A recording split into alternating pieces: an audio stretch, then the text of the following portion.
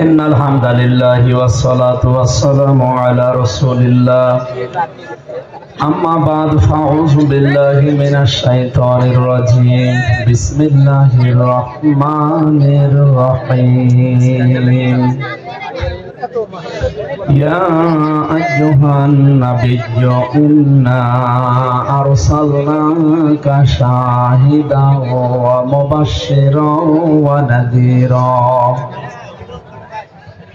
وداعيا إلى الله بإذنه وسراجا منيرا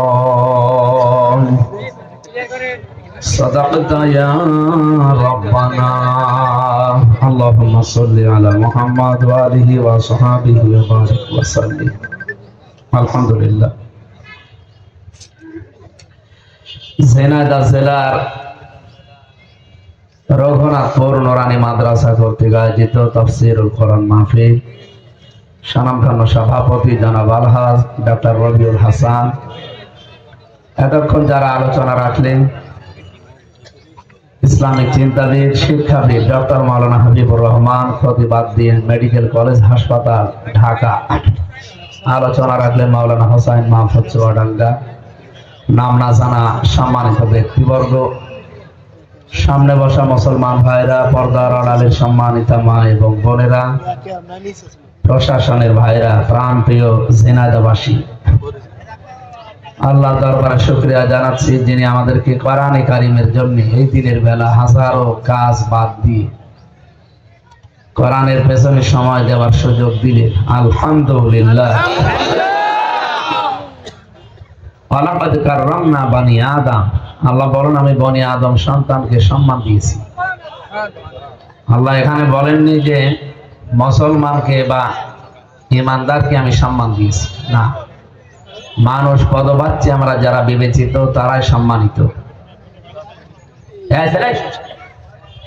কথা বলে না,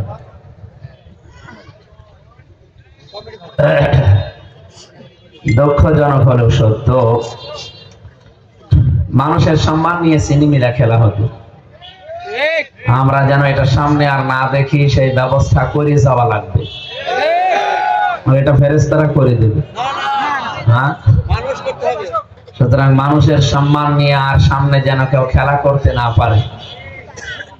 কোরআনে কারিমের সূরা নমলের 34 নম্বর আয়াতে আল্লাহ জানিয়েছে পৃথিবীতে যখন জালেমরা শাসন করে তারা দুইটা কাজে হাত দেয়।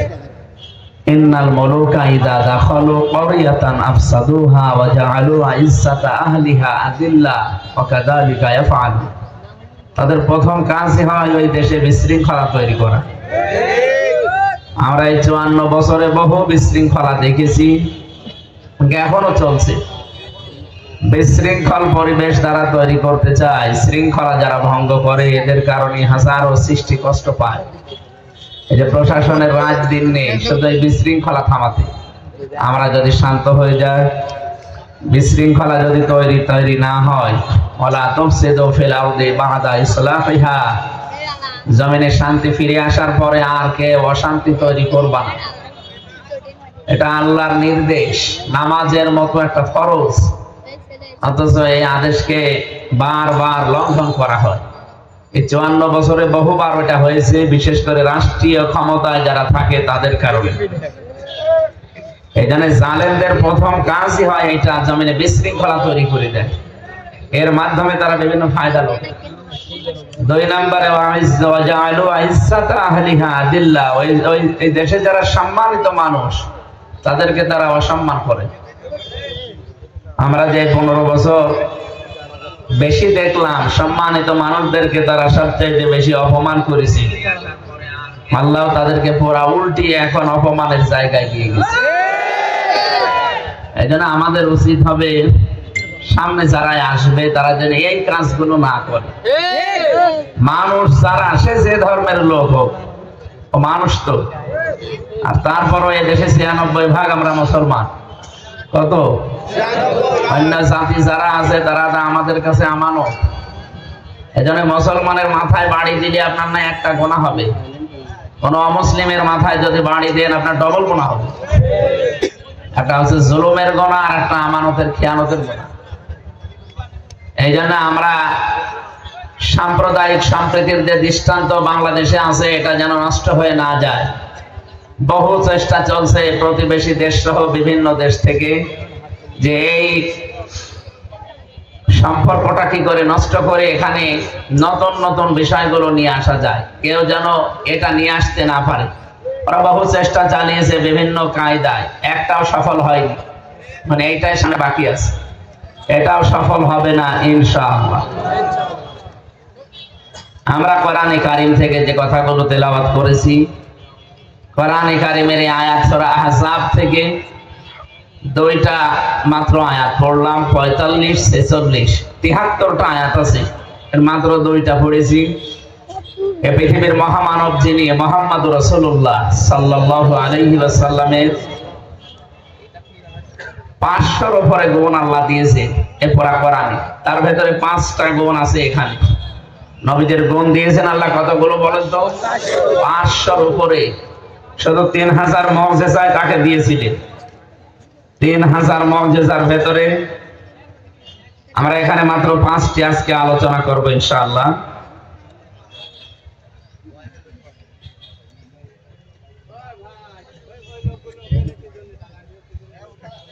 কথা বলা যাবে না ভাই, একেবারে নীরব নিস্তব্ধ হয়ে এদিকে তাকিয়ে থাকেন। আমরা কোরআন থেকে কথা বলবো ইনশাআল্লাহ। নবীজিকে ওই জামানায়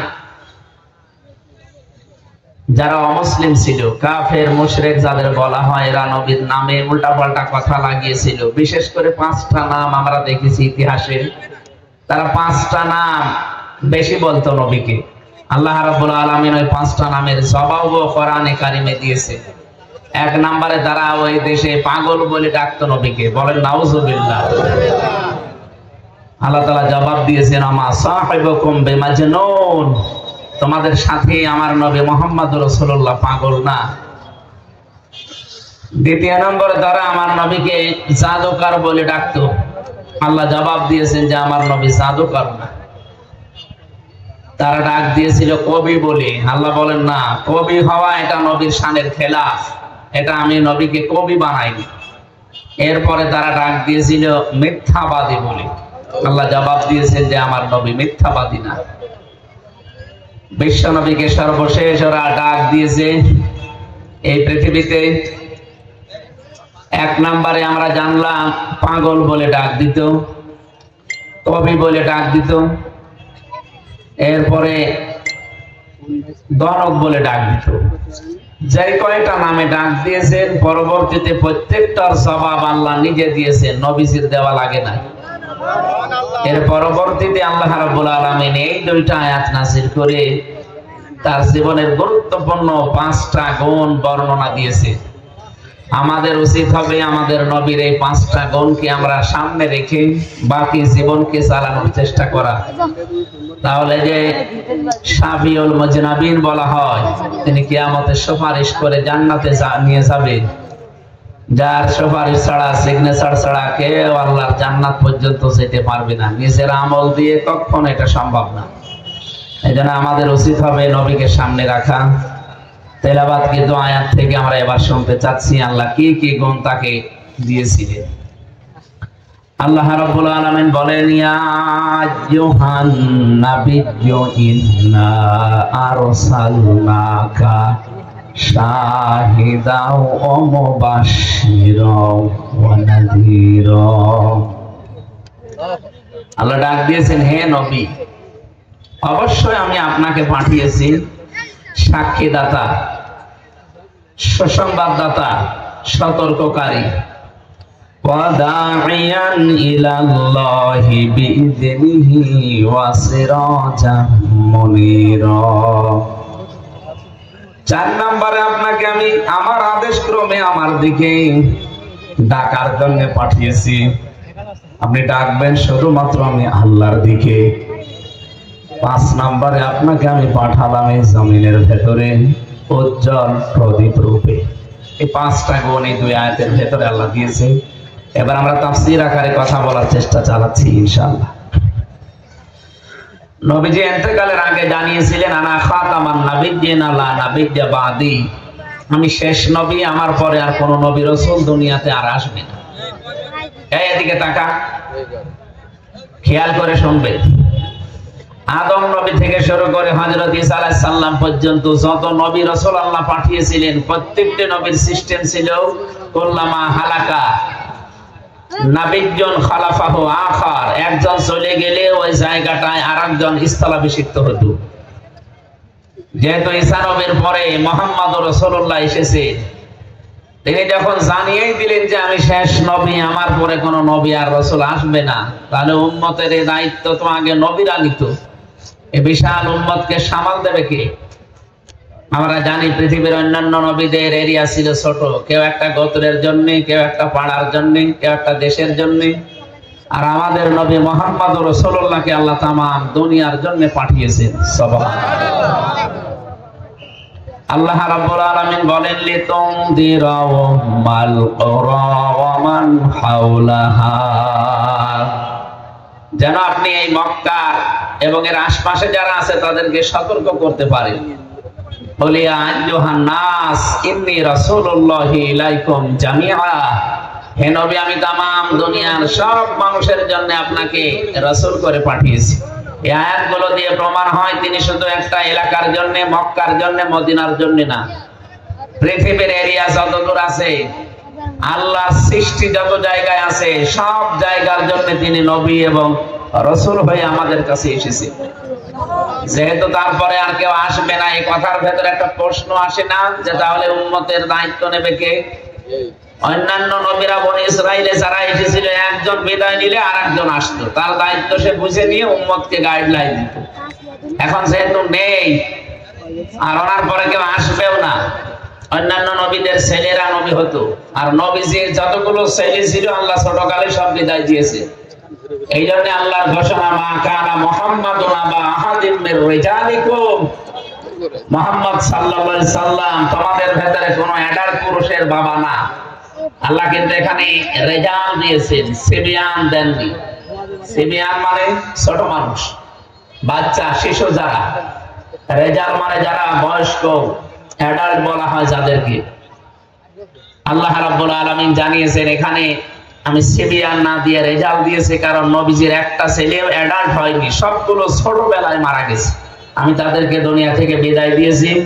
পরবর্তীতে এমন আবেগওয়ালা উম্মত আসবে, তারা আবার এই কথা বলতে পারতো যে নবীর ছেলে যেহেতু অন্যান্য নবী হয়েছে, ইব্রাহিম নবীর ছেলে ইসমাইল নবী হয়েছে, ইয়াকুব নবীর ছেলে হযরত ইউসুফ নবী হয়েছে, দাউদ নবীর ছেলে সুলাইমান নবী হয়েছে, তাহলে শ্রেষ্ঠ নবী মুহাম্মদুর রাসূলুল্লাহ তার ছেলেও নবী হবে। এইজন্য তারা নবী বানিয়ে ফেলতো। এই কারণে আমি আল্লাহ ছোটবেলায় তাদেরকে বিদায় দিয়েছি। কিন্তু এখানে শিক্ষাটা কি? এই জায়গাটা যে ফাঁকা হয়ে গেল, বিশাল গ্যাপ, এ সামাল দেবে কে? অন্যান্য জামানায় আমরা দেখতাম এক নবী চলে গেলে আর এক নবী মাত্র একজন আল্লাহ পাঠাতেন, কিন্তু আমাদের নবী বিদায় নেওয়ার পরে তো একজন দিয়ে হবে না। কারণ এটা গ্রামের জন্য না, এলাকার জন্য না, একটা জেলার জন্য না, দেশের জন্য না, তামাম পৃথিবীর জন্য। রব্বুল আলামিন বলেন এই জন্য আমার নবী ইন্তেকালের পরে লক্ষ লক্ষ নবীর ওয়ারিস আমি আল্লাহ তৈরি করে দিয়েছি, যেটাকে আমরা আলেম বলি। কোরআনে কারীম আল্লাহ রাব্বুল আলামিন আলেমদের মর্যাদা এত বেশি দিয়েছেন কোরআনে, ইন্নামা ইয়াখশাল্লাহা মিন ইবাদিহিল উলামা। আলেমের বহুবচন উলামা। আল্লাহ বলেন পৃথিবীতে সবচাইতে বেশি ভয় পায় আমি আল্লাহকে আলেমরা। বলেন সুবহানাল্লাহ। নবীজি শুধু খাতামান নাবিয়্যিন আলা নাবিয়্যা বাদি এটাই শেষ করে দেননি, পরবর্তীতে ইন্তেকালের আগের জবাব দিয়ে গেছেন। হয়তো প্রশ্ন আসতে পারে যে নবীর পরে তো আর নবী নেই, তাহলে সালাবে কে, উম্মতকে গাইডলাইন কে দেবে? আল্লাহ পাক বলেন বনি ইসরাইলে একজন নবী বিদায় নিয়েছে, আর একজন পাঠিয়েছে এলাকা ঠিক করার জন্য, তামাম দুনিয়া ঠিক করার জন্য তো একজন দিলে হবে না। এখানে লক্ষ লক্ষ নবী একবারে পাঠানো তো আমার দ্বারা যদিও সম্ভব, কিন্তু এটা তো কেমন হয়ে যায়। এই জন্য নবীর স্থলাভিষিক্ত হিসাবে নায়েবে রাসূল লক্ষ লক্ষ তৈরি করে দিয়েছি। আল উলামা ওয়ারাসাতুল আম্বিয়া, নবীজি বলেন আলেম যারা এরা নবীর ওয়ারিস। নবীজি এই পৃথিবীতে এলেম রেখে গেছেন, কোন ধন সম্পদ মাল সম্পদ এগুলো রাখেননি। সুতরাং এলেম যারা পেয়েছে এই মানুষগুলো নবীর ওয়ারিস, উত্তরাধিকারী, নায়েবে রাসূল, স্থলাভিষিক্ত, ওই জায়গা পূরণকারী। এবার আমার প্রশ্ন হচ্ছে, এটা আমরা যারা এতদিন পর্যন্ত বর্ণনা শুনি বা করি, মনে করি আলেমদের সম্মান নবীজি বাড়িয়ে দিয়েছেন। না, এটা শুধু আলেমদের সম্মান মর্যাদার জন্য না, এই হাদিসের ভেতরে গুরুত্বপূর্ণ দায়িত্ব নবী দিয়েছেন আলেমদের। নবীজি বলেন আল উলামা ওয়ারাসাতুল আম্বিয়া, ওলামারা আলেমরা হচ্ছে নবীর ওয়ারিস। বিশ্ব নবীর যে বিশাল দায়িত্ব, ওই দায়িত্ব যে আলেম বুঝে নিতে পারবে, পালন করবে, সেইটাই নবীর ওয়ারিস। এবার আমাদের প্রশ্ন, নবীকে আল্লাহ কি আমানত দিয়েছিলেন? এই যে আজকের যে তেলাওয়াতকৃত আয়াত, সূরা আহজাবের 62 কি 72 নাম্বার আয়াতে আছে আমানতের কথাটা। ইন্না আরাফনাল আমানাতা আলাস সামাওয়াতি ওয়াল আরদি ওয়াল জিবাল ফাবাইনা ইয়াহমিলনাহা ওয়া আশফাকনা মিনহা ওয়া হামালাহাল ইনসান ইলা আখিরি আয়াত। আল্লাহ পাক বলেন অবশ্যই আমার যে আমানত, তার মানে কোরআন শরীফ। এখানে আমানতের ব্যাখ্যায় বাংলায় কোরআন লেখা আছে। এই আমানতটা আমি আল্লাহ আসমানের কাছে রাখতে চেয়েছিলাম, জমিনের কাছে রাখতে চেয়েছিলাম, পাহাড়ের কাছে রাখতে চেয়েছিলাম। ফাবাইনা, তারা অস্বীকার করেছে। আইয়াহমিলনাহা, এর বহনে তারা রাজি হয়নি। ওয়াশফাকনা, শুধু বহন করতে রাজি না, এতটুকুই না। ওয়াশফাকনা মিনহা, তারা এখান থেকে অব্যাহতি চেয়েছে। তারা বলেছে না, এই বিশাল দায়িত্ব আমাদের দ্বারা সম্ভব না। ওয়া হামালাহাল ইনসান, শেষ পর্যন্ত মানুষ এটাকে বহন করার দায়িত্ব নিয়েছে। যার উপরে আল্লাহ এটা দিয়েছিলেন তিনি একজন মানুষ ছিলেন, তার নাম মুহাম্মদুর রাসূলুল্লাহ। তিনি যেহেতু নেই, কিয়ামত পর্যন্ত এই দায়িত্বটা সত্যি নবীর মতো যারা পালন করতে পারবে, তারাই নবীর সত্যিকারের অনুসারী, উত্তরাধিকারী। আজ আলেম নিয়ে কত মানুষ আমরা নামের আগে লিখলেই মনে করে আলেম হয়ে গেছি। না, এটা একটা দায়িত্ব, বিশাল দায়িত্ব। পাহাড় নিতে পারে নাই, আসমান জমিন কেউ রাজি হয়নি যেটা নিতে, সেটা আমাদের মতে দুর্বল মানুষ আমরা নিয়েছি। খলিকাল ইনসানু দাঈফা, এই পৃথিবীতে যত সৃষ্টি আছে আমি মানুষকে একেবারেই দুর্বল করে বানালাম। এত দুর্বল দেহ, এত দুর্বল মন আমাদের, এরপরও এত বড় একটা আমানত আমরা নিয়েছি।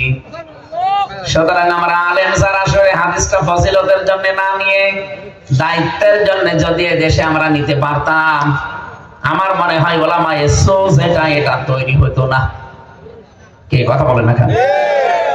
ওলামায়ে সুজ এটা ভণ্ড আলেম, বাতিল আলেম যাদেরকে বলা হয়, এগুলোর জন্য ইসলাম আজ দেশে পিছিয়ে আছে।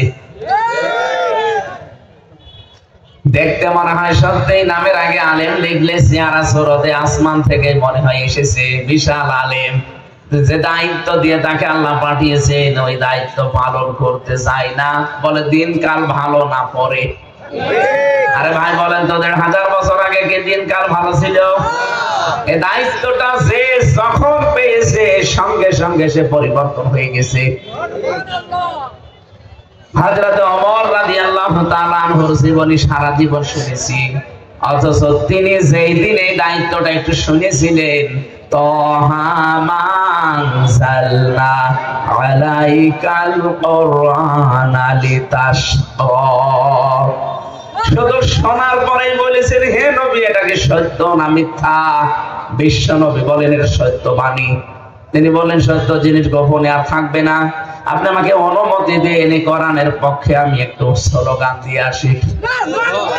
এর ভেতরে আছে ওয়াকাব্বিরহু তাকবীরা, তোমরা তাকবীর দাও কার নামে? আরো জোরে বলেন আরেকবার। 96% মুসলমানের এই দেশে জাতীয় স্লোগান এইটা হওয়া দরকার। কোন জয় বাংলা রাম বাংলা না, এই দেশে তাকবীর হওয়া লাগবে, স্লোগান হওয়া লাগবে জাতীয় ভাবে, লিল্লাহি তাকবীর। এটা আমরা চাই না? বিপ্লব কুমার সরকার, এই যে প্রশাসন বসে আছে, ওনাদের স্যার ছিল যুগ্ম কমিশনার। এই লোকটা এই বাংলাদেশের বুকে দাঁড়িয়ে 96% মুসলমান আমরা বাস করি, সে দাঁড়িয়ে বলেছে যে লিল্লাহি তাকবীর, আল্লাহু আকবার, এটা জামাত ইসলামের স্লোগান। আরে ভাই, আমরা যারা জামাত ইসলাম করি মনে করেন আমাদের মনে নাই দুঃখ লেগেছে, আপনার মনে দুঃখ লাগার কথা না? আপনি আল্লাহর বান্দা দাবি করেন না? এটা তো শুধু দুনিয়ার বিষয় না, লিল্লাহি তাকবীর, আল্লাহু আকবারে মরণের বড় কাজে লাগবে আপনার। সুতরাং এইটা যেহেতু ওরা মুসলমানদের মনে করে সেটা মুসলমানদের স্লোগান, মুসলমানরা দেবে না। এদেশে 96% যেহেতু আমরা মুসলমান আছি, দল আমাদের আলাদা থাকতে পারে, কথা বলছেন না কেন? এটা আমরা চাই জাতীয় স্লোগান হিসাবে এদেশে স্বীকৃতি পাক, কারণ এটা বললে হার্টের রোগ ভালো হয়। জয় বাংলা বললেও তো হার্টের রোগ ভালো হয়। আজকে থেকে এটা দাবি করা যায় না যে আমরা এখন স্লোগান দিলে জল করেন যে দল, কিন্তু এই স্লোগান দেবেন লিল্লাহি তাকবীর। এটা শুধু জামাত ইসলামের লোকজন নিয়ে যাবে কোন কারণে? আপনি মুসলমান না? আপনি কি কথা বলছেন নাকি আলহামদুলিল্লাহ? সবার স্লোগান যারা মুসলিম তাদের এইটা হওয়া লাগবে, আর এটা আমাদের এই দেশে জাতীয় ভাবে যেন কায়েম হয়। বলেন তো লিল্লাহি তাকবীর। হযরত ওমর শুধু বের হলেন, 40 জন মানুষ মাত্র মুসলমান হয়েছিল ওই সময়, তার সাথে সাথে যাচ্ছিল কাফের মুশরিকরা। চিন্তা করছে কাবার চত্বরে মক্কা নগরীতে কে তাকবীর দেয় আল্লাহর নামে। জানালা থেকে দরজা দিয়ে মুখ বের করে দেখে হযরত ওমর মিছিলের সামনে। তাড়াতাড়ি জানালা দরজা বন্ধ করে বলছে দরকার নেই, ওর সামনে গেলে মাথা থাকবে না। আমার তো মনে হচ্ছে এই দেশের 630টা থানা আছে, প্রতিটি থানায় যদি এরকম একজন করে ওমর এখন তৈরি হয়ে যায়, এদেশে আর কোনো বাতিল দাঁড়াতে পারবে না। তারা কোরআন শোনার পরে অফির হয়ে গেছে, সঙ্গে সঙ্গে দায়িত্ব বুঝে নিয়েছে এটা আমানত। আর আমরা বলে হুজুর দিনকাল ভালো না, গোপনে আসি। হযরত ইবনে মাসউদ রাদিয়াল্লাহু তাআলা আনহু বলেন, যখন সূরা রহমান নাযিল হচ্ছিল তখন আমি ছিলাম নবীজির কাছে বসা। সূরা রহমানটা নাযিল হওয়ার পরে নবীজি আমাকে শোনালেন। তেলাওয়াত শোনার পরে আমার মনের পরিবর্তন হয়ে গেছে, আমি মুখস্থ করে ফেলেছি। ডাক দিয়ে বললাম, হে নবী আমি একটু পড়ি। নবীজি বললেন, এখন না, পরে। নিজ এলাকায় ফিরে যাও, নিজের গোত্রের কাছে যাও, তখন তাদেরকে দাওয়াত দেওয়ার পরে যখন ফিরে আসবে ওই সময় বলবা। তিনি আবেগে বললেন, না হে রাসূল আপনি অনুমতি দেন, আমি কাবার চত্বরে একটু পড়বো। চলে গেলেন, যেহেতু আমানত এটা পেয়ে গেছেন। তিনি পেয়েছিলেন সূরা রহমান। আর রহমানু আল্লামাল কুরআনা খালাকাল ইনসানা আল্লামাহুল বায়ান। কাবা শরীফের চত্বরে দাঁড়িয়ে যখন জবান ছেড়ে মন খুলে তেলাওয়াত করছিলেন, হঠাৎ দেখলেন আবু জেহেল আওয়াজ শোনার পরে তার মাথার উপরে দিয়েছে মারি। এক থাপ্পড় দিয়ে কানটা পর্যন্ত কালা বানিয়ে দিয়েছে, বধির হয়ে গেছে, কান দিয়ে রক্ত পড়ছিল। চলে গেলেন নবীজির কাছে, ডাক দিয়ে বলে, হে রাসূল আবেগ নিয়ে পড়তেছে, দেখেন আমার অবস্থা, আমি এক কানে আর শুনতেই পারি না, রক্ত বের হচ্ছে এক থাপ্পড়ে। নবীজি তার কানের দিকে তাকিয়ে অসহায়, যেহেতু তার হাতে কিছুই নেই, তিনি কাঁদলেন। দুইজনেই কাঁদছিলেন। হঠাৎ জিবরাইল এসে তিনিও কাঁদলেন। পরবর্তীতে আল্লাহ পাক এই আমানতের সাথে খারাপ ব্যবহারের কারণে আল্লাহ নিজে প্রতিশোধ নিয়েছেন। ইন্না নাহনু নাযালনা যিকরা ওয়া ইন্না লাহু লাহাফিজুন। রব্বুল আলামিন বলেন, এটা আমি নাযিল করেছি এই জিকিরে আমানত, এটা আমি নিজে হেফাজত করব। আমার কোরআন তেলাওয়াতের কারণে ওর কান ফেটে রক্ত বের হচ্ছে, যার কারণে দুনিয়াতে আমি দেখাবো। ঠিক বদরের ময়দানে ওর ঠান্ডা হয়ে যখন পড়েছিল, নড়াচড়া নেই। হযরতে আব্দুল্লাহ ইবনে মাসউদ তিনি ঘুরছিলেন লাশ দেখার জন্য। হঠাৎ দেখে লাশের ভেতরে একটা পড়ে আছে, নড়ছে না। কাছে যেয়ে দেখছে এখনো জান আছে কিন্তু নড়ে না। বুকের উপরে চড়ে বসলেন, ডাক দিয়ে বলতে, আনতা আবু জেহেল, কে তুমি? আমি ইবনে মাসউদ। সময় দিলাম তোমার, একটু তেলাওয়াত কি কালেমাটা পড়ো, আল্লাহর নবীর কাছে আমি সুপারিশ করলে উনি মাফ করে দেবে। আবু জেহেল ওই কঠিন মুহূর্তেও, মরণের এই যাত্রা পথেও বলছিল, ইবনে মাসউদ, আব্দুল্লাহর বেটা মুহাম্মদ তোমাদেরকে জাদু করেছে, আমার পর্যন্ত আসতে পারে না। ঠিক আছে, কথাও মেনে নিলাম, আর একবার সময় দিলাম। উনি গরম দিলেন, আর একটা ঘোরাঘুরি করে এসে আমার বুকের উপরে বসলেন। দেখে না, একই কথা বলে। ঠিক আছে, তোরে আমি আর একবার সময় দিলাম।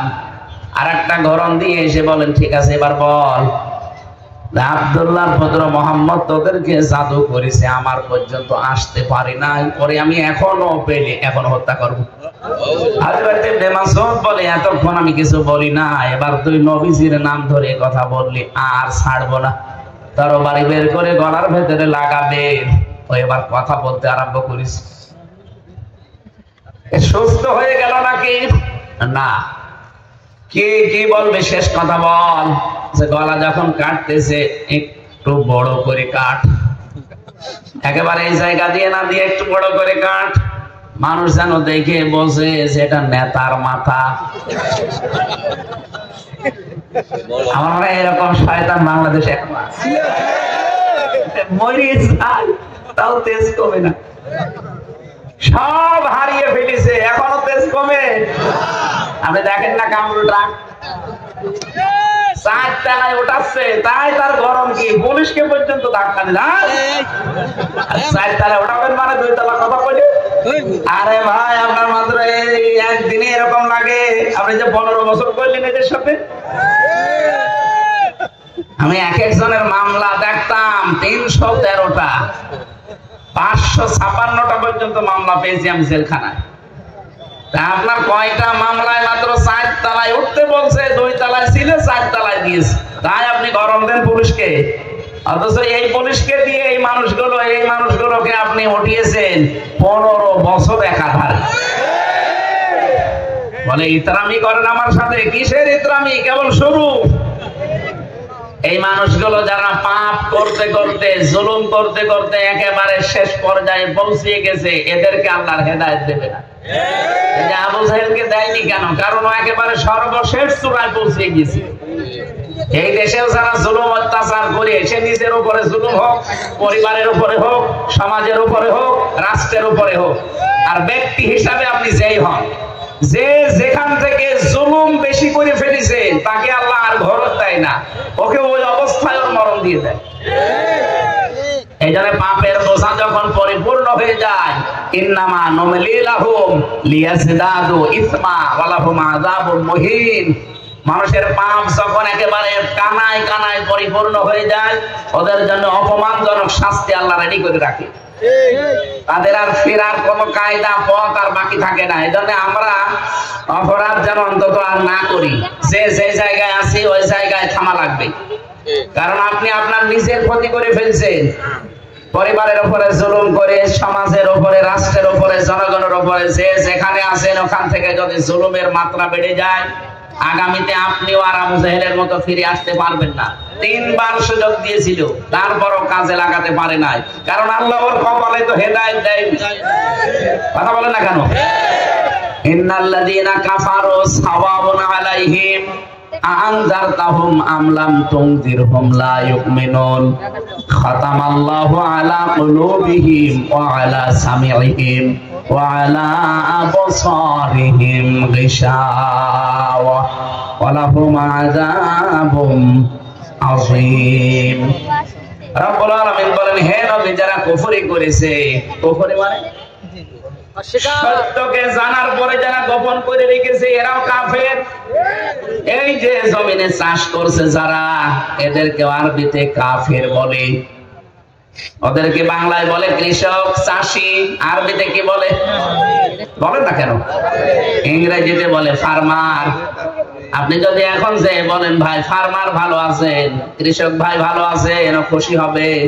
পরে যদি এখন যে বলে নাই কাফের, অথচ আরবিতে তো ওইটাই বলে। ওরে কাফের বলে কেন? ওই যে বীজগুলো মাটির নিচে সব ঢেকে দিচ্ছে। যারা বীজকে মাটির নিচে ঢেকে দেয়, এদেরকে যেহেতু কাফের বলে। পৃথিবীর সত্যকে যারা ঢেকে রাখে, গোপন করে রাখে, এরাও এক প্রকার। আর সরে বলেন, ইন্নাল্লাযীনা কাফারু, কাফেরদের জন্য সমান হবে। সাওয়াউন আলাইহিম আনযারতাহুম আম লাম তুনজিরহুম লা ইউমিনুন। আপনি তাদের সতর্ক করেন আর না করেন, তারা ঈমান আনবে না। কেন ঈমান আনবে না? খাতামাল্লাহু আলা কুলুবিহিম, আল্লাহ নিজে তাদের অন্তরের উপরে মোহর লাগিয়ে দিয়েছেন। তাদের কানের উপরে আল্লাহ পর্দা দিয়েছেন, চোখের উপরে আল্লাহ পর্দা দিয়েছেন। কোনো কিছুই আপনার আর কাজ হবে না, যতই আপনি তাদেরকে বোঝান না কেন। আমরা আবার ওই পর্যায়ে চলে গেলে আমাদের কপালও কিন্তু খারাপই আছে। কথা বলে ঠিক কিনা? এই জন্য আমি সাবধান করছি। নবীজির প্রথম কথাই ছিল, ইয়া আইয়ুহান নাবিয়্যু ইন্না আরসালনাকা শাহিদাও ওয়া মুবাশশিরাও ওয়া নাযীরা। হে নবী, আপনাকে আমি সাক্ষী দাতা হিসাবে পাঠিয়েছি। আমি যে কথাটা তুলেছিলাম ওইটা একটু শেষ করি। হযরতে আব্দুল্লাহ বিন মাসউদ বড় করে গলাটা কাটলেন। চিন্তা করলেন নবীজির কাছে নিয়ে যাই, খুশি হবে, আমার জন্য দোয়া করবে। মাথার চুল, ছেকড়ে মার্কা চুল ছিল, বড় বড় চুল ধরলেন, দেখে না মাথা তোলা যায় না। কি গো, এত ভার কেন? হযরত ইবনে মাসউদ বলেন, দুই হাত দিয়ে মাথার চুল ধরে তুলতে গেলাম, আমি নিজে উঁচা হয়ে যাই, মাথা উঁচা হয় না। কাছে যে তরবারি ছিল, ওটা দিয়ে কান ছিদ্র করলাম। রশি ছিল কাছে, রশি ঢুকিয়ে টাইট করে বাঁধলাম, আর এক মাথা ধরে টান দিলাম, দেখি না নড়ে না। কি হয়েছে মাথার ভেতরে? মাথার ভেতরে কানের ভেতরে রশি ভরে দিয়ে টান দেয়, এরপরও এসে চাই না। বুদ্ধি এসেছে, আর একটা মাথা আছে না, ওই রশির অগ্রভাগ দিয়ে কান আর একটা ছিদ্র করলেন। রব্বুল আলামিন তাকে দেখাতে যেন চেয়েছেন, ইবনে মাসউদ, এই লোকটা কোরআনে কারীমের যে আমানত তুমি পেয়েছিলে, ওটা শুধু তেলাওয়াত করার কারণে তোমার এক কান থাপ্পড় দিয়ে কালা বানিয়ে দিয়েছিল, নষ্ট করে দিয়েছিল। আজকে দুনিয়ার এই ময়দানে ওর তোমার হাতে আমি ওর দুই কান ছিদ্রি করে নষ্ট করে দেখিয়ে দিলাম। পরেরটা কি করব কিয়ামতে, ওটা আমি আল্লাহ জানি, দুনিয়ায় দেখিয়ে দিলাম। এখানে শুধু ঘটনা শুনেছো, আল্লাহ আলহামদুলিল্লাহ পড়ার জন্য আমি বলিনি। আমি বলেছি এটা একটা আমানত। এই বিশাল আমানত যারা প্রচার করবে, যারা ধারণ করবে, যারা কায়েম করবে, আপনি যদি সত্যি ডাইরেক্ট ইনডাইরেক্ট তাদের বিরোধিতা করেন, তাদের যদি একটা ক্ষতি হয়, দুনিয়ায় আপনার ডবল ক্ষতি আল্লাহ করবে। এমনকি যার কাছে করেছেন তার হাতে করবে। এই কথা বলেন না এখানে? আমি কি হাদিস বানালাম? এই জন্য নবীর ওয়ারিস যারা, শুধু ফজিলত পেলেই হবে না, এই দায়িত্ব গ্রহণ করা লাগবে। এই দায়িত্বটা গ্রহণ করতে গিয়ে হাজারো আলেম, হাজারো কোরআনের যারা ধারক বাহকেরা বাতিলের টার্গেটে পরিণত হয়ে যায়। যত কিছুই হোক, তামাম দুনিয়া যদি একদিকে হয়ে যায়, কোরআনে কারীমের যে বিশাল দায়িত্ব আমরা পেয়েছি, এটা মরণের আগ পর্যন্ত পালন করবই। এবার আসেন, নবীজির প্রথম কাজ ছিল তিনি সাক্ষীদাতা ছিলেন। রব্বুল আলামিন বলেন, ফাকাইফা ইযা জিনাহুম ফাকাইফা ইযা জিনাহুম আলা হাউলাই শাহীদা। হে নবী, কেমন হবে তখন যখন আপনাকে আমি সাক্ষী হিসাবে ময়দানে হাসরে হাজির করব। ঝিনাইদহবাসী দল মত নির্বিশেষে সবাইকে আমি বড় দরদ নিয়ে বলছি, সবাইকে আমার নিজের ভাইয়ের মতো মনে করে বলছি, কিয়ামতের দিন আমাদের উপরে কিন্তু সাক্ষী বানাবে আল্লাহ নবীজিকে, আর আমাদেরকে আল্লাহ সাক্ষী বানাবে লক্ষ লক্ষ নবীর উম্মতদের উপরে। এবার আপনি ভাবেন তো, আপনি কেমন সাক্ষী? আপনার উপরে আরেকজন আছেন, আর আপনার জন্য আপনাকে নিজে আল্লাহ আরেকজনের জন্য সাক্ষী বানাবে। সাক্ষী হওয়ার জন্য কিছু কোয়ালিটি লাগে।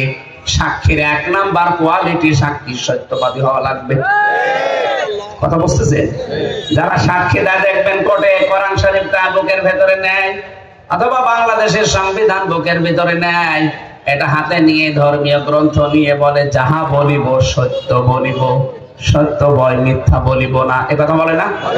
সাক্ষীর প্রথম কোয়ালিটি এটা হওয়া লাগবে, দেশের সত্যবাদী হবে। বাংলার মুসলমানেরা, আপনি নিজের দিকে তাকিয়ে বলেন তো, আপনি কতটুকু সত্যবাদী? আপনি কতটুকু সত্যের উপরে আছেন? আপনাকে তো আল্লাহ অন্যান্য নবীর উপরে, উম্মতের উপরে সাক্ষী বানাবে। সর্বপ্রথম আল্লাহ কিয়ামতে বিচার আরম্ভই করবে হযরত নূহ আলাইহিস সালামের উম্মতদেরকে নিয়ে। হযরত নূহকে আল্লাহ ডাক দেবেন, উম্মতদেরকে জিজ্ঞাসা করবেন যে, কি এই যে নবী তোমাদের চেনো? বলে, হ্যাঁ, দায়িত্ব পালন করেছিল, আমার দিন তোমাদের কাছে পৌঁছিয়েছিল। যত উম্মত হযরত নূহ আলাইহিস সালামের মাত্র 80 জন বাদ দিয়ে প্রত্যেকটা উম্মত অস্বীকার করে বলবে, না, এই নবীকে আমরা আমাদের কাছে আসতেই দেখি নাই, দাওয়াতও দেয়নি। রব্বুল আলামিন হযরত নূহ আলাইহিস সালামকে প্রথম ডেকে বিচার করবেন। কেন? কারণ যত নবী এর আগে পাঠিয়েছিলেন পূর্ণাঙ্গ শরীয়ত কাউকে দেননি। হযরত নূহকে আল্লাহ পূর্ণাঙ্গ শরীয়ত দিয়ে পাঠিয়েছিলেন এই জমিনের উপরে। এজন্য তার বিচার দিয়ে কিয়ামতে কায়েম হবে প্রথমে।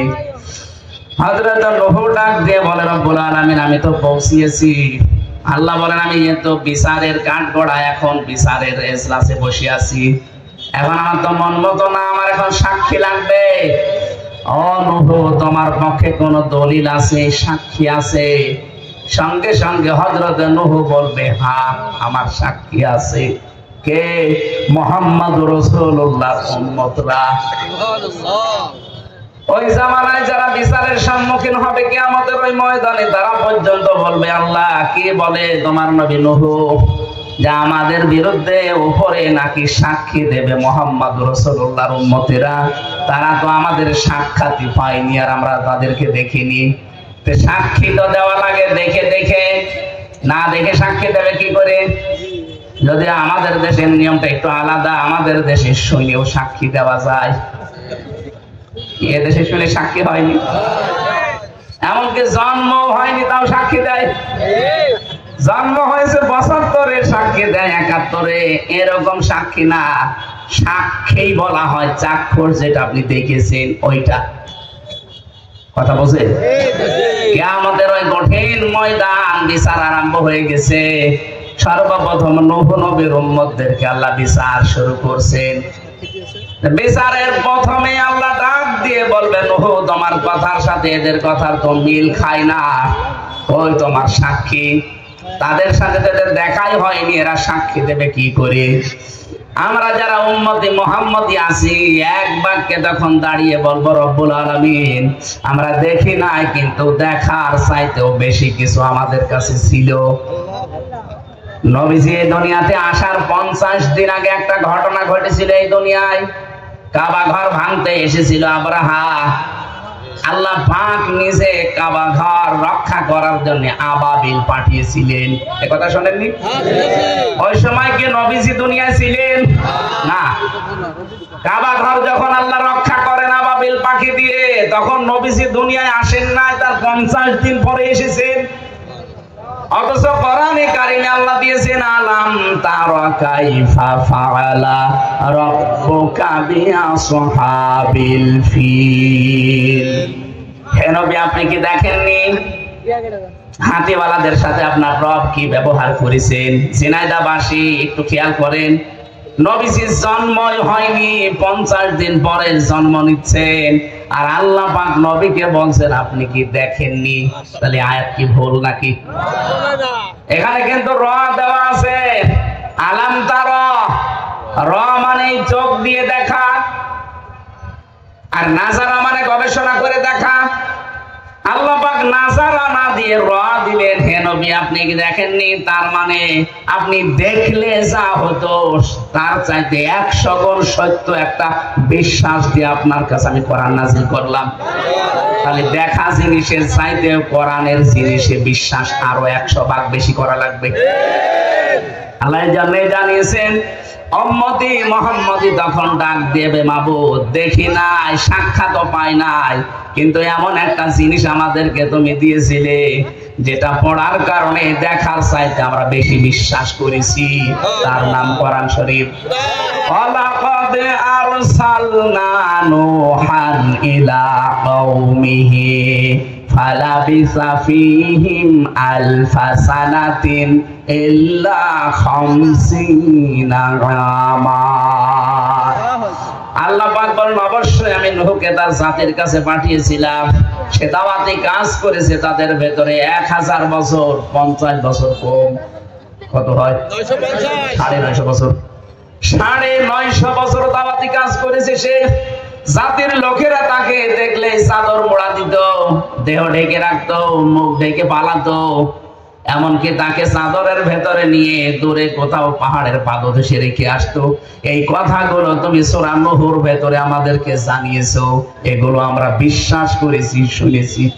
সুতরাং আমাদের সাক্ষী তোমার আজকে নেওয়া লাগবে। এখন আমাদের প্রশ্ন হচ্ছে, সাক্ষী যেহেতু আমরা অলরেডি অন্যান্য নবীর উম্মতের উপরে হব, আর আমাদের উপরে সাক্ষী হবেন একজন, তিনি আমাদের নবী মুহাম্মাদুর রাসূলুল্লাহ। এই দুইটা শব্দ থেকে শিক্ষা, আমাদের উপরে যিনি সাক্ষী, ওয়াকাযালিকা জাআলনাকুম উম্মাতাও ওয়াসাতান লিতাকুনু শুহাদা আলান নাস ওয়া ইয়াকুনার রাসূলু আলাইকুম শাহিদা। আমাদের উপরে আল্লাহ যাকে সাক্ষী বানাবেন, সিনাইদাবাসী একটু ভালো করে বুঝবেন, আমাদের উপরে আল্লাহ যাকে সাক্ষী বানাবেন তিনি আমাদের নবী। তিনি সাক্ষী দেওয়ার যোগ্যতা রাখেন না রাখেন না? সাক্ষী দেওয়ার জন্য যত কোয়ালিটি আছে সব তার ভেতরে পাবেন। 1 নম্বরে সাক্ষীর প্রথম কোয়ালিটি কি বললাম? বলেন বলেন। তিনি যে জন্মগতভাবে সত্যবাদী ছিলেন, ফতোয়া দেওয়া লাগবে। ওই জামানার কাফেররাও তাকে সাদেক বলতো, সত্যবাদী, আল আমিন, বিশ্বস্ত। এবার আসেন আমরা যারা সাক্ষী, আমাদের সাক্ষীর অবস্থান কোথায়? আমাদের সাক্ষী যে আল্লাহ নেবে অন্যান্য নবীর উম্মতের উপরে, যে আমরা কোন সাক্ষী?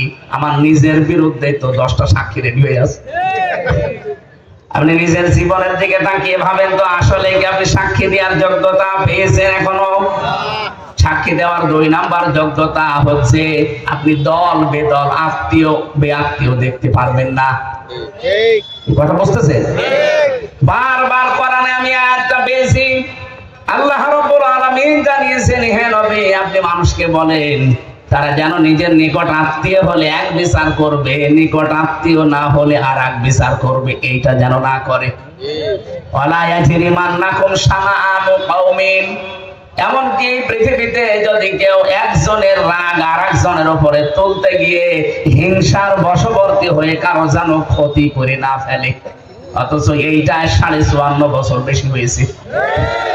একজনের উপর হয়তো রাগ আছে, সেই রাগ তুলতে গিয়ে হিংসার বশবর্তী হয়ে এমন এমন কাজ আমরা করে ফেলি যেটা আর উঠে আসে না। শহীদ আব্দুল কাদের মোল্লা রহমতুল্লাহ আলাইহি, তাকে আপনি যে হিংসার বশবর্তী হয়ে রাজনৈতিক প্রতিহিংসার কারণে ফাঁসি দিয়ে দিলেন, অথচ ওই লোকটা আর কসাই কাদের এক না। আল্লামা দেলাওয়ার হোসাইন সাইদি আর দেল্লু শিকদার এক না। এটা যা করেছেন আপনি হিংসার বশবর্তী হয়ে অথবা রাজনৈতিক উদ্দেশ্য প্রণোদিত ভাবে, একবার বলছেন না? আপনি আয়াতটা বারবার যখন পড়েন দেখবেন শরীরের লোম খাড়া হয়ে যাবে। কি গো? ওয়ালা ইয়াজরিমান্নাকুম শানাআনু কওমিন। সাবধান, কোন ব্যক্তি, কোন গোষ্ঠী, কোন দল তাদের উপরে হিংসার বশবর্তী হয়ে রাগ করে যেন এমন কোন কিছু চাপিয়ে দিও না যে তাদের বিশাল ক্ষতি হয়ে গেল, মাঝখান থেকে তোমার কোনো লাভ হলো না। বলেন তো, যে যতগুলো মানুষ 15.5 বছরে বিচারের নামে প্রহসন করে আপনি বিদায় করে দিলেন, আপনার কি লাভ হয়েছে? আপনি তো নিজের মাতৃভূমিতে থাকতে পারলেন না। এই আয়াতটা কিয়ামতে আপনার বিরুদ্ধে যাবে না? বলেন তো। আমি তো দেখতে পাচ্ছি আয়াতটা দিয়ে কিয়ামতে 2 জায়গায় আয়াতটা বেশি আমি পড়লে আমার যেন কেমন লাগে, যে দেশে বহু মানুষ এই আয়াতের কারণে ধরা খাবে। যারা হিংসার বশবর্তী হয়ে অহংকার করে রাগ কন্ট্রোল করতে না পেরে অন্যের প্রতি অবিচার করেন, সে ব্যক্তি হোক, কোন দল হোক, কোন গোষ্ঠী হোক, কোন জাতি হোক, তাদেরকে আপনি সমূলে ধ্বংস করে দেবেন। আর উপরে বসে বসে কি আল্লাহ কলা খাবে? উনি দেখবে না? উনি বলেন, যা করবি ওর ডবল আমি তোর জীবনে ক্ষতিপূরণ দেব। এখানে আগামীতে এরকম ভুল যেন আমরা কেউ আর না করি। সাক্ষী দেওয়ার জন্য যারা নিয়ে যাবেন, যারা আমরা সাক্ষী, প্রথম কোয়ালিটি হবে আমরা সত্যবাদী, 2 নম্বরে আমরা পক্ষপাতিত্ব যেন না করি। এই পক্ষপাতিত্ব করার কারণে আমাদের দেশটা পিছিয়ে যায়। সামনে যে যতটুকু আমরা জীবন তৈরি করছি, আমরা যেন সত্যের সাক্ষ্য দিতে পারি। বলেন আমিন। আরো জোরে বলেন আমিন। 2 নম্বরে নবীকে আল্লাহ পাঠিয়েছিলেন, হে নবী, আপনি শুধু সাক্ষ্যদাতা না, আপনি মুবাশশির, আপনি সুসংবাদদাতা। কিসের সুসংবাদ দেবেন? জান্নাতের। বলেন তো কিসের? জান্নাতের। কি সুন্দর সুসংবাদ আল্লাহর নবী আমাদেরকে শুনিয়েছেন। জান্নাতের যে বর্ণনাগুলো আমরা কোরআনে পেয়েছি, জান্নাতিন তাজরি মিন তাহতিহাল আনহার, এমন ভাবে জান্নাত আমি বানিয়েছি, এর তলদেশ দিয়ে নদী আর নহর প্রবাহমান থাকবে। খালিদিনা ফিহা, চিরকাল থাকবে, কেউ বের করে দেবে না। লা ইয়াবগুনা আনহা হিওয়ালা, এমনকি ওই বাগান থেকে কোনো মানুষ বের হতেও চাইবে না। আল্লাহ আমাদেরকে ওই পর্যায়ে যাওয়ার তৌফিক দেন। 3 নম্বরে নবীকে আল্লাহ বলেছেন, হে নবী, আপনাকে আমি সুসংবাদদাতা বানাইনি, আমি সতর্ককারী পাঠিয়েছি আপনাকে। আপনি জাহান্নাম সম্পর্কে সতর্ক করবেন। আয়াত নাযিল হওয়ার পরে নবী নিজের স্ত্রীকে, নিজের মেয়েকে, নিজের নাতিকে, ফুফুকে ডাক দিয়ে বললেন, দেখো, কুল মা কুনতু বিদআম মিনার রাসূলি ওয়া মা আদরি মা ইউফআলু বি ওয়ালা বিকুম। আল্লাহ পাক নিজের নবীর উপরে আয়াতটা দেওয়ার পরে তিনি নিজের ফুফুকে সাফিয়াকে ডাকলেন, নিজের মেয়ে ফাতেমাতুজ জোহরাকে ডাকলেন, হাসান হোসাইনকে ডেকে বলেন, দেখো, এই মাত্র আয়াতটা নাযিল হয়ে গেল। আমি কিন্তু নতুন রাসূল না, আমার পূর্বে বহু নবী রাসূল আল্লাহ দুনিয়ায় পাঠিয়েছে, তাদের ধারাবাহিকতায় আমি একজন। আমি জানি না আল্লাহ আমার সাথে কি আচরণ করবে, আমি এইটাও জানি না আল্লাহ তোমাদের সাথে কি আচরণ করবে। সুতরাং আমি নবী, এই পরিচয় দিয়ে কেউ মরণের পরে পার পাবে না।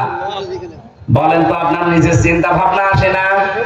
নিজের মেয়েকে যদি এই কথা বলতে পারে, নিজের ফুফুকে যদি এই কথা বলতে পারে, যে আমরা কোথাকার কি?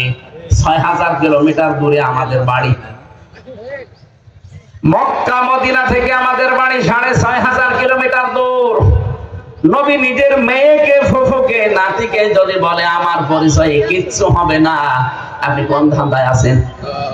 এই সতর্ক বাণী শোনার পরেও যদি নিজের জীবন সম্পর্কে কেউ সতর্ক না হয়, ইন্না শাজারাতাস সাকুমি তাআমুল আসিম কাল মুহলি ইয়াগলি ফিল বুতুনি কাগাল ইল হামিম। আল্লাহ পাক বলেন, জাহান্নাম সম্পর্কে সতর্ক করেন, হে নবী, আমি ওদেরকে জাক্কুম গাছের ফল খাওয়াবো। এটা খাবার সঙ্গে সঙ্গে মানুষের এই ঠোঁট চুলে সঙ্গে সঙ্গে ওই পাত্রের ভেতরে পড়বে। এটা গলার মাঝখানে আটকিয়ে যাবে, এর সামনেও আসবে না, ভেতরেও যাবে না। গলিত তামার মতো ফুটতে থাকবে পেটের ভেতরে। সহ্য করতে না পেরে যখন পান করতে যাবে, গরম পানি দেওয়া হবে রক্ত আর পুষ মিশিয়ে, সঙ্গে সঙ্গে পায়খানার রাস্তা দিয়ে নাড়ি ভড়ি সব বের হয়ে যাবে। আল্লাহ পাক বলেন, এবার ওকে ধর, সাওয়াল জাহিম, ওকে জাহান্নামের মাঝখানে নিয়ে যা। সুম্মা সাব্বু ফাওকা রাসিহি মিন আযাবিল হামিম, ওর মাথার উপরে গরম পানি ঢেলে দে, যুক ইন্নাকা আনতাল আজিজুল কারীম। ফেরেশতারা তখন টিটকারি করবে আর বলবে, দেখো মজা চাকো, এবার দুনিয়ায় তো ভালোই মানুষ সম্মান দিত। আমি আমার নিজের সম্পর্কে বলছি, কত মানুষ আমাদেরকে সম্মান দেয় এখানে যারা অন্তত বসে আছি। কিয়ামতের দিন যদি ফেরেশতারা এই আচরণ আমার সাথে করে বলে, ইন্নাকা আনতাল আজিজুল কারীম, নাও এবার ঠেলা নাও, মজা চাকো, তুমি তো ভালো সম্মানিত ছিলে দুনিয়ায়। তো বলেন তো এই সম্মান এখন 20 বছর 50 বছর না, কিয়ামত পর্যন্ত এই সম্মান থেকে কি লাভ? আমি সত্যি আমার ঈমান থেকে বলছি, আমি নিজেকে এক্ষুনি পাল্টান। যত সম্মানিত হন না কেন, নবীজি যদি নিজের মেয়ে, নিজের ফুফু, নিজের আপন নাতিদেরকে বলে যে না আমার ভরসা করে কোনো লাভ নেই, আমরাও যেন কারো উপরে আন্দাজে ভরসা করে না থাকি। অনেকে মনে করে স্যার রেখে যাচ্ছি, আমার ছেলে দেখবে, আমি মরে গেলে কোনো দান সাদকা করে আমার কবরে বিশাল সওয়াব পাঠাবে। কে বলেছে আপনাকে? এই যে আমি আমির হামজা, আমার বাবা রিয়াজউদ্দিন, তার বাবা জাহান আলী, তার বাবা নমাজ আলী, এরপরে আমি আর চিনি না। সত্যি বলছি, আমি আর চিনি না। এখন নমাজ আলীর বাবা মাত্র 61 বছর আগে মারা গেছে। ওই লোকটা যদি এখন জীবিত হয়ে কুষ্টিয়ায় এসে বলে এই 2 তলা বাড়ি আমার, এই ভিটা আমি বানিয়েছিলাম, ওর দাঁত মুখ খুলে ফেলবো না? ভাটামি করা জায়গা পান না। কিসের নমাজ আপনি? এইটাই বাস্তবতা। নিজের কাজ না করে ওদের কাছে রেখে যাচ্ছে যে ওরা করবে। বাবা শাহজালাল সব হালাল বলে রেখে যাচ্ছে, ডান হাত নেই বাম হাত নেই, সব কামাই করে। কে বলেছে আপনিও আপনার পরিচয় দেবেন? আপনি মাত্র 50 বছর পার হোক, আপনার নামও জানবে না, আমি যেমন জানি না।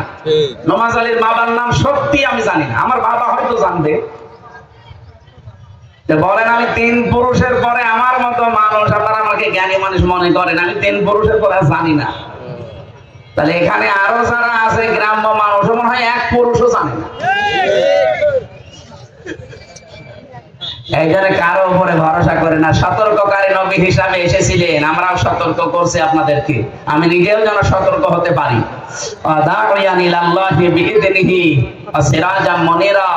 নবীজি ডাকতেন আল্লাহর অনুমতি ক্রমে তার দিকে। আজকে জীবনের টার্গেট বানিয়ে নেওয়া লাগবে, এখন থেকে আমি আমার বাবার দিকে, স্বামীর দিকে, চাচার দিকে না, আমি ডাকবো আমি আল্লাহর দিকে। কথা বলুন। এটা যদি আপনার কাছে রাজনীতি মনে হয়, এইটাই আমার রাজনীতি। কারণ আমি কোরআন থেকে জেনেছি ডাকা লাগবে কার দিকে? বল হাদিহি সাবিলি আদউ ইলাল্লাহ। নবী আপনি বলেন এইটাই আমার পথ, আমি মানুষকে আল্লাহর দিকে ডাকি, আন্দাজে ডাকি না, আলা বাসিরাতিন, আমি দেখিয়ে থেকে ডাকি, চিন্তা ভাবনা করে বুঝে শুনে ডাকি। ওয়ানা মানিত্তাবানি, আমি এবং আমার অনুসারী যারা তাদের একই কাজ। এই জন্য নবীর এই কাজকে আমার কাজ আমি বানিয়ে নিয়েছি। এখন থেকে মরণ পর্যন্ত আমি মানুষকে ডাকবো কার দিকে? সে যা মনে করে করুক।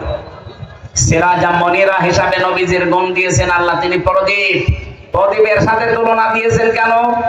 কারেন্টের এই বাল্বের সাথে তুলনা দেননি, কারণ কারেন্টের বাল্বের ক্ষমতা নেই, এর কাছে আরেকটা বাল্ব নিয়ে গেলে আরেকটা জ্বালাতে পারবে না যতক্ষণ সুইচ না টিপবেন।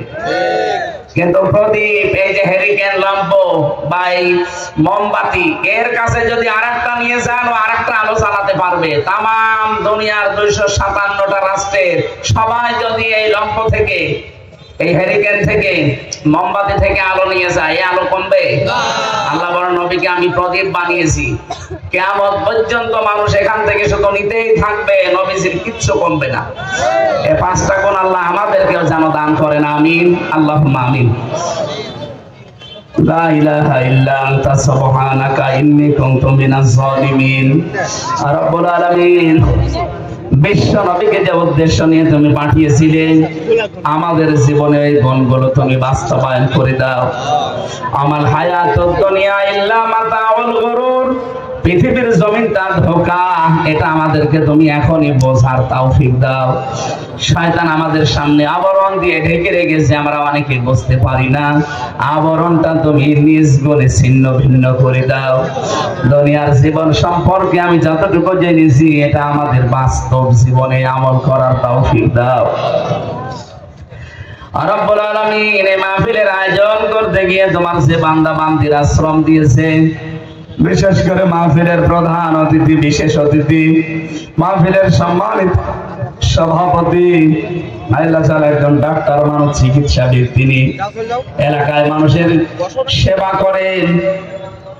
আজকের মাহফিলে যারা উপস্থিত হয়েছে, বিশেষ করে ডক্টর হাবিবুর রহমান, হোসাইন মাহফুজ, হাজী আরজান আলী সহ যত নাম না জানা মানুষ, আমি নাম জানি না অনেকে, আল্লাহ মেহেরবানি করে কোরআনের ইজ্জতে সবাইকে ওমরের মতো কবুল করে নাও। এখানে দোয়া চেয়েছে আমার কাছে গান্না ইউনিয়ন শিবিরের একজন শহীদ হয়েছে, শহীদ হাফেজ জসিম উদ্দিন জিহাদ। রব্বুল আলামিন এই মানুষটাকে তুমি শাহাদাতের মর্যাদা নসিব করো। জামাতে ইসলামের একজন শহীদ হয়েছে, শহীদ আবু হুরায়রা, নবীজির সাহাবীর সাথে নাম আছে, আল্লাহ তুমি এই হিসাবে তাকে শহীদ হিসাবে মঞ্জুর করে নাও। এই মাহফিলের বরেণ্য সদস্য যারা, এদেরকে তুমি যে মা পেটে নিয়েছে, মায়ের পেটগুলো খাদিজাতুল কুবরার মতো বানিয়ে দাও। সম্মানিত মা বোনেরা বসে আছে, খাদিজার মতো, আয়েশার মতো এদেরকেও জীবন তৈরি করে দাও। আগামীর এই অনুষ্ঠানটা কোরআনের প্রচারে আরো বিশাল আকারে কবুল করো। যে মাদ্রাসার ওসিলায় মাহফিল, আল্লাহ কিয়ামত পর্যন্ত তুমি নবীর এই ঘরটাকে এখানে জিন্দা রাখো। এই গান্না বাজারে যারা ব্যবসা বাণিজ্য করে, এদের ব্যবসায় বরকত দাও। হালাল রুজিতে তুমি মেহেরবানি করে বরকত ঢেলে দাও। আসমান জমিনের বালা মুসিবত থেকে আমাদের হেফাজত করো। প্রশাসনের যে ভাইগুলো আজকে দায়িত্ব পালন করেছি, আল্লাহ এদের উপরে তোমার রহমত নাসিল করো। এলাকায় মাটির নিচে কত মানুষ ঘুমিয়ে আছে, কোরআনের ইজ্জতে আজকে থেকে মাফ করে দাও। বারাকাল্লাহু লানা ওয়া লাকুম ফিল কোরআনিল আযীম। মরণ আসলেই যেন পড়তে পারি লা ইলাহা ইল্লাল্লাহু মুহাম্মাদুর রাসূলুল্লাহ।